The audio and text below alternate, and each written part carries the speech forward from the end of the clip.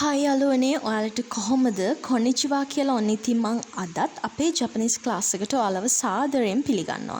ඉතින් අද අපි කතා කරන්න යන්නේ මොකද්ද? හරි.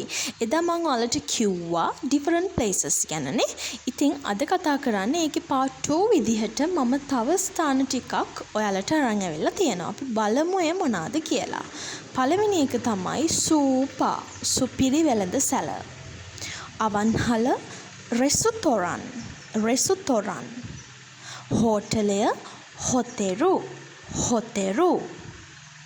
ඒ වගේම දුම්රිය ස්ථානයට අපි කියනවා එකි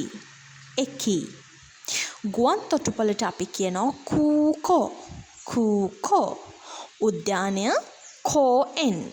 කෝඑන් විහාරයට අපි කියනවා ඔතෙරා ඔන්න ඉතින් අදට වීඩියෝ එක ඉවරයි. තවත් මේ විදිහ ලස්සන වීඩියෝ එකක් අරගෙන ඊළඟ වීඩියෝ එකකින් හමු වෙමු.